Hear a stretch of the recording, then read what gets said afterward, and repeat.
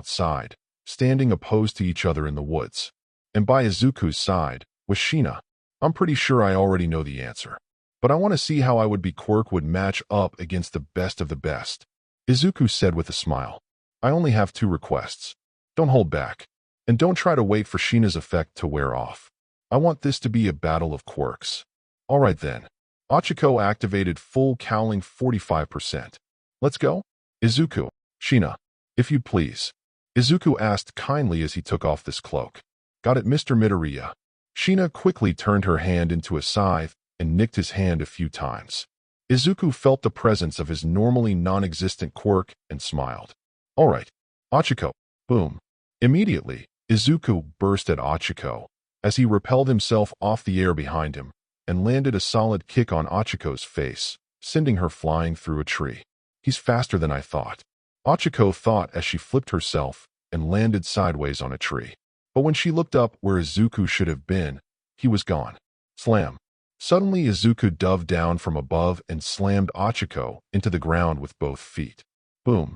Before Ochiko could counterattack, Izuku Max repelled himself off Ochiko, causing him to explode up and Ochiko to get smacked deeper into the ground, creating a decent-sized crater. And he hits harder too. Ochiko jumped up and got on her feet.